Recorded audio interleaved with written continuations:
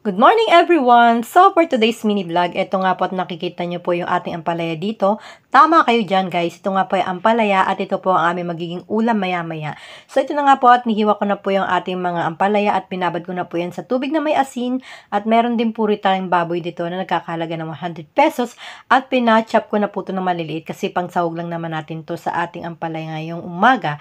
So ito na nga po at iginisa ko na po ang ating mga sangkap katulad ng sibuyas, bawang at saka yung kamatis. So, kailangan po guys, igis natin maigi para po yung kamatis ay lumabas yung kanyang juiciness. Juiciness yung kanyang katas po para mas masarap po yung ating magiging ginisang ampalaya for today's vlog. So, ayun nga po at hinahalo-halo ko po siyang maigi at kapag nag-golden brown na po yan at kumatas na po yung ating kamatis ay pwede na po natin ilagay yung ating baboy.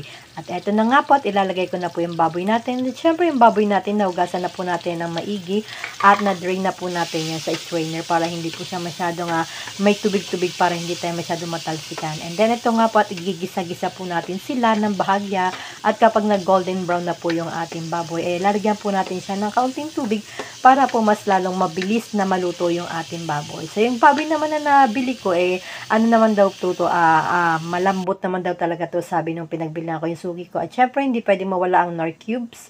Knorr cubes, tama yan. At syempre, yung magic sarap yan. So, yun na nga po. At ito na nga po nilagay din ng konti. At ilagay na po natin yung ating pork cubes.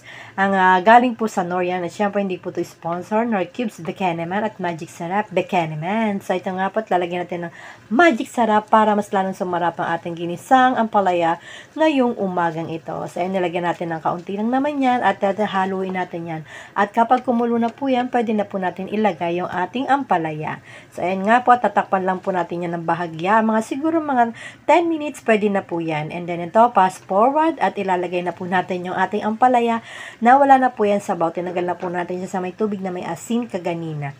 And then, ito na nga po at haluin natin ng very, very light dahil sabi nila baka raw po mait. Pero sa tingin ko hindi naman tumapait kasi yung ating ampalaya ay hindi naman sobrang green. Malight-light lang naman siya. Tsaka kinat ko siya ng manipis and then kaunting halo-halo lang po para yung mga seasoning ma-absorb po ng ating ampalaya. And then, papakuluan lang natin ito ng bahagya at maya-maya ay goods na po to. Dahil madali naman pong maluto ang ating ampalaya dahil ito po ay mabilis lang talaga siyang maluto. Yun na nga, inulit ko lang ang guloy, no? So, yan nga po at tatakpan natin ng kaunti yan. And then, ito na po ang ating finished products. And 1, 2, 3 goes.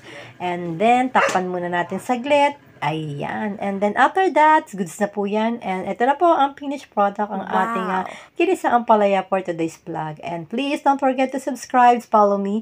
Pakishare na rin po ng ating mga vlog at pakilike na rin po. And thank you for watching, guys. Good morning, everyone, and happy watching. Thank you very much. Bye-bye.